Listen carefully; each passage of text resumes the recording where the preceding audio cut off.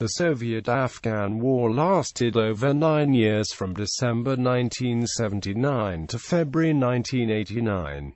Insurgent groups fought against the Soviet Army and allied Afghan forces. Between 850,000 and 1.5 million civilians were killed and millions of Afghans fled the country as refugees, mostly to Pakistan and Iran. Prior to the arrival of Soviet troops, the pro-Soviet Nur Mohammad Taraki government took power in a 1978 coup and initiated a series of radical modernization reforms throughout the country, vigorously suppressing any opposition from among the traditional Muslim Afghans. The government arrested thousands and executed as many as 27,000 political prisoners. By April 1979, large parts of the country were in open rebellion, and by December the government had lost control of territory outside of the cities. In response to Afghan government requests, the Soviet government under leader Leonid Brezhnev first sent covert troops to advise and support the Afghan government, but on December 24, 1979, began the first deployment of the 40th Army. Arriving in the capital Kabul, they staged a coup, killing the Afghan president Hafizullah Amin and installing rival Afghan socialist Babrak Karmal. In January 1980, foreign ministers from 34 nations of the Islamic Conference adopted a resolution demanding the immediate, urgent and unconditional withdrawal of Soviet troops from Afghanistan, while the UN General Assembly passed a resolution protesting the Soviet intervention by a vote of 104 to 18. Afghan insurgents began to receive massive amounts of aid, military training in neighboring Pakistan and China, paid for primarily by the United States and Arab monarchies in the Persian Gulf. As documented by the National Security Archive, the Central Intelligence Agency played a significant role in inserting U.S. influence in Afghanistan by funding military operations designed to frustrate the Soviet invasion of that country. CIA covert action worked through Pakistani intelligence services to reach Afghani rebel groups. Soviet troops occupied the cities and main arteries of communication, while the Mujahideen waged guerrilla war in small groups operating in the almost 80% of the country that escaped government and Soviet control. Soviets used their air power to deal harshly with both rebels and civilians, leveling villages to deny safe haven to the enemy, destroying vital irrigation ditches, and laying millions of landmines. By the mid-1980s, the Soviet contingent was increased to 108,800 and fighting increased throughout the country, but the military and diplomatic cost of the war to the USSR was high. By mid-1987, the Soviet Union, now under reformist leader Mikhail Gorbachev, announced it would start withdrawing its forces. The final troop withdrawal started on May 15, 1988, and ended on February 15, 1989. The war was considered part of the Cold War. Due to its length, it has sometimes been referred to as the Soviet Union's Vietnam War, or the bear trap by the Western media, and thought to be a contributing factor to the fall of the Soviet Union. Background: the Democratic Republic of Afghanistan was formed after the Saur Revolution on April 27, 1978. The government was one with a pro-poor, pro-farmer and socialist agenda.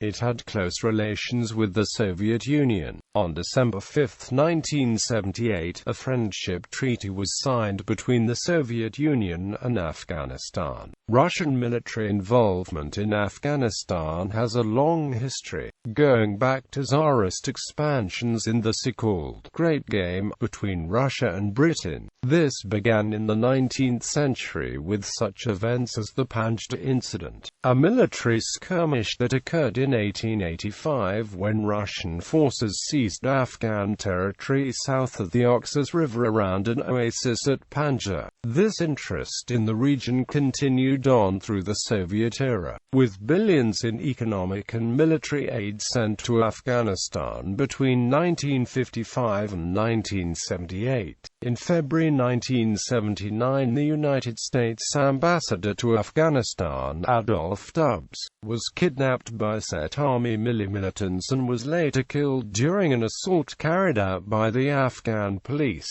assisted by Soviet advisors. Dubs' death led to a major deterioration in Afghanistan-United States relations. In Southwestern Asia, drastic changes were taking place concurrent with the upheavals in Afghanistan. In February 1979, the Iranian Revolution ousted the American-backed Shah from Iran, losing the United States one of its most powerful allies. The United States then deployed 20 ships to the Persian Gulf and the Arabian Sea, including 2 aircraft carriers, and there was a constant stream of threats of warfare between the U.S. and Iran. March 1979 marked the signing of the U.S.-backed peace agreement between Israel and Egypt. The Soviet leadership saw the agreement as a major advantage for the United States. One Soviet newspaper stated that Egypt and Israel were now gendarmes of the Pentagon. The Soviets viewed the treaty not only as a peace agreement between their erstwhile allies in Egypt and the U.S.-supported Israelis, but also as a military pact. In addition, the U.S. sold more than 5,000 missiles to Saudi Arabia and also supplied the royalist rebels in the North Yemen civil war against the Nasserist government. Also, the Soviet Union's previously strong relations with Iraq had recently soured. In June 1978, Iraq began entering into friendlier relations with the Western world and buying French and Italian-made weapons. Though the vast majority still came from the Soviet Union, its Warsaw Pact allies, and China, saw Revolution King Mohammad Zahir Shah ascended to the throne and reigned from 1933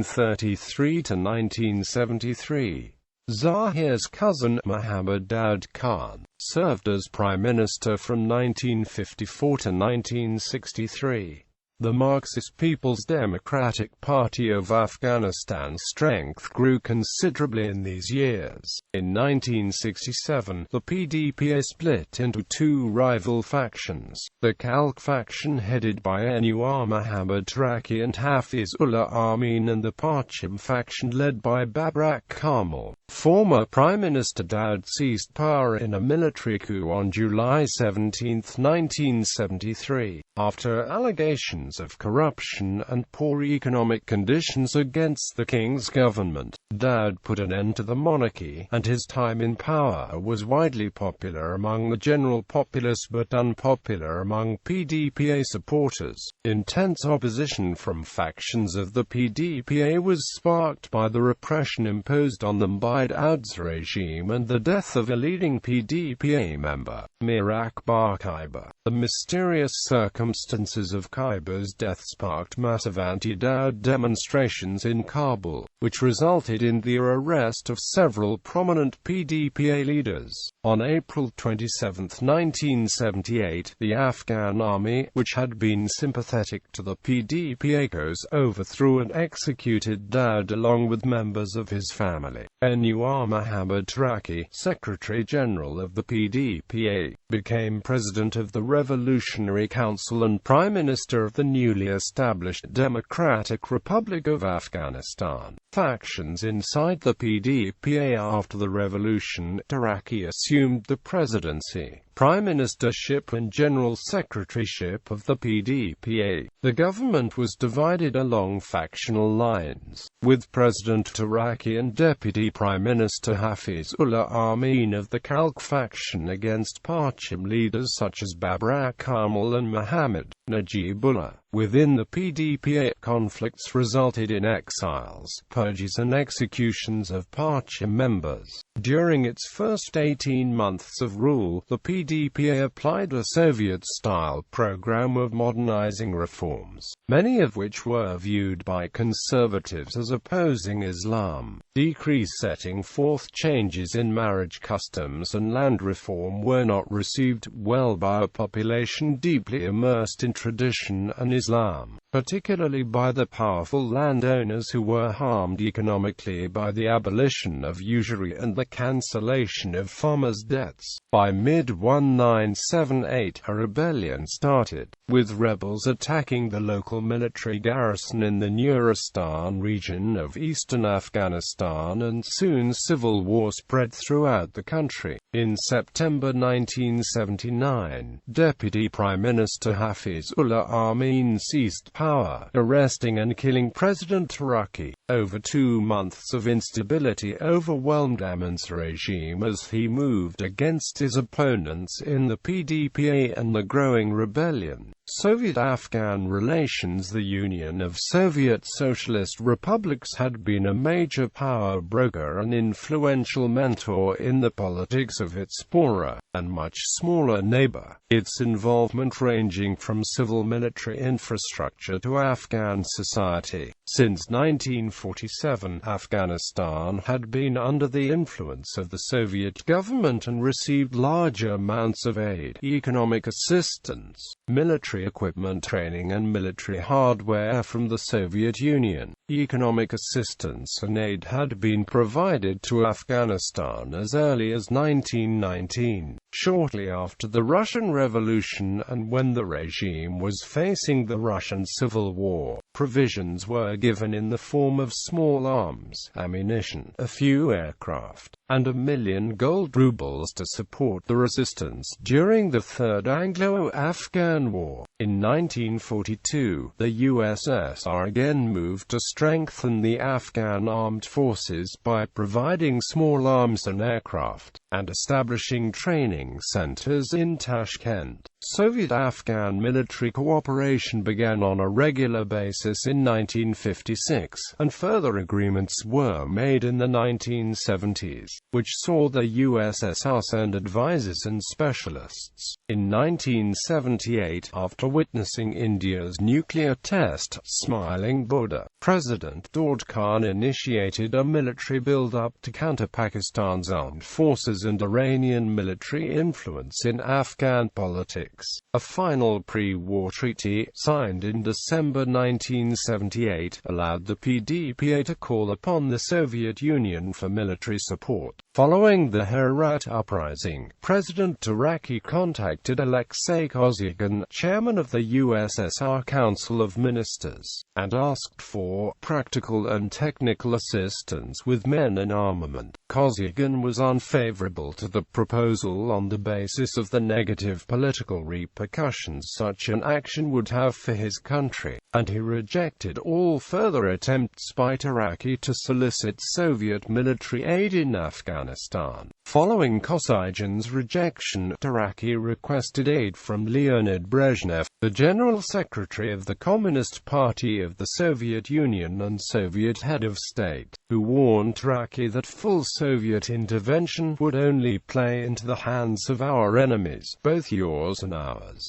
Brezhnev also advised Taraki to ease up on the drastic social reforms and to seek broader support for his regime. In 1979, Taraki attended a conference of the Non-Aligned Movement in Havana, Cuba. On his way back, he stopped in Moscow on March 20 and met with Brezhnev, Soviet Foreign Minister Andrei Gromyko and other Soviet officials. It was rumored that Karmel was present at the meeting in an attempt to reconcile Taraki's Khalq faction and the Parchim against Amin and his followers. At the meeting, Taraki was successful in negotiating some Soviet support. including the redeployment of 2 Soviet armed divisions at the Soviet-Afghan border, the sending of 500 military and civilian advisors and specialists, and the immediate delivery of Soviet armed equipment sold at 25% below the original price. However, the Soviets were not pleased about the developments in Afghanistan, and Brezhnev impressed upon Taraki the need for party unity. Despite reaching this agreement with Taraki, the Soviets continued to be reluctant to intervene further in Afghanistan and repeatedly refused Soviet military intervention within Afghan borders. During Taraki's rule, as well as later during Aman's short rule, initiation of the insurgency in Afghanistan cemented regional problems with Pakistan. After Daud pressed his hardline Pashtunistan policies to Pakistan, Pakistan retaliated, and Prime Minister Zulfikar Ali Bhutto authorized a covert operation under MI's Major General Nasir-ul Babar. In 1974, Bhutto authorized another secret operation in Kabul where the ISI and the AI extradited Burhanuddin Rabbani and Gulbuddin Hekmatyar to Peshawar, amid fear that Rabbani and Hekmatyar might be assassinated by Daud. According to Babar, Bhutto's operation was an excellent idea and it had hard-hitting impact on Daud and his government, which forced Daud to increase his desire to make peace with Bhutto. Another part of this operation was to train hardline Jamiat-e-Islami militants against the Daud secular government. However, this operation went into cold storage after Bhutto was removed from power. In June 1975, militants from the Jamiat-Islami party attempted to overthrow the government. They started the rebellion in the Panjshir Valley, in the present-day Panjshir province, some 100 kilometers north of Kabul, and in a number of other provinces of the country. However, government forces easily defeated the insurgency, and a sizable portion of the insurgents sought refuge in Pakistan, where they enjoyed the support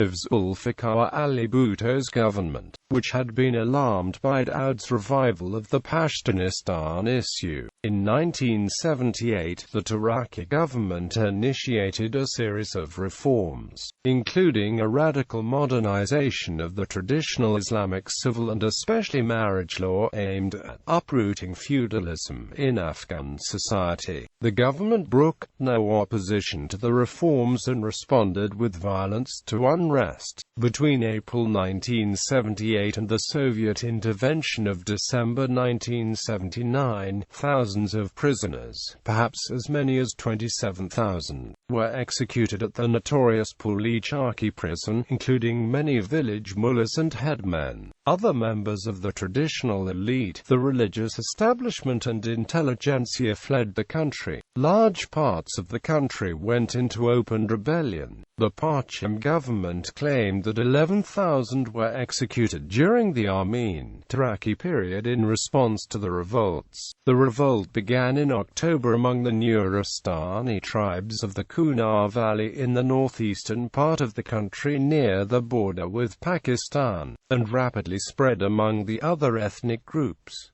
By the spring of 1979, 24 of the 28 provinces had suffered outbreaks of violence. The rebellion began to take hold in the cities. In March 1979 in Herat, rebels led by Ismail Khan revolted. Between 3,000 and 5,000 people were killed and wounded during the Herat revolt.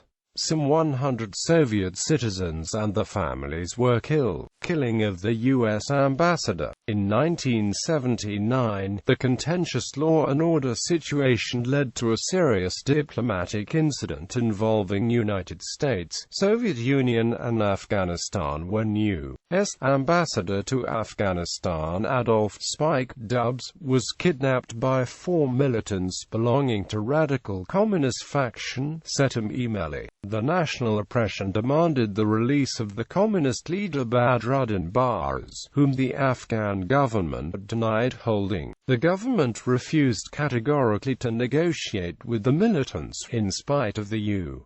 U.S. Embassy's demands. The U.S. increased pressure on the Afghan government and the Soviet Union, forcefully demanding peaceful negotiations for the release of their ambassador. Dubs was held in room 117 of the Kabul hotel, where the United States sent its embassy and diplomatic staff to negotiate with the communist faction. The Afghan security forces, accompanied by the Russian advisors, swarmed the hallway and surrounding rooftops of the hotel. When negotiations stalled, there was an intense exchange of fire after Russian advisors ordered an assault. Documents released from the Soviet KGB Bureau archives by Vasily Mitrokhin in the early 1990s suggest that the Afghan government authorized the assault and that the KGB advisor on scene, Sergei Batrukhin, may have recommended the assault, as well as the execution of a kidnapper before U.S. experts could interrogate him. All attempts at negotiation failed, and U.S. Ambassador Adolph Dubs was caught in the crossfire, leading to his death. Afterwards, the United States formally expressed to Soviet Union its disapproval of the assault by the security forces, putting more stress on U.S.-Soviet relations. Despite these drastic measures, by the end of 1980, out of the 80,000 soldiers-strong Afghan army, more than half had either deserted or joined the rebels.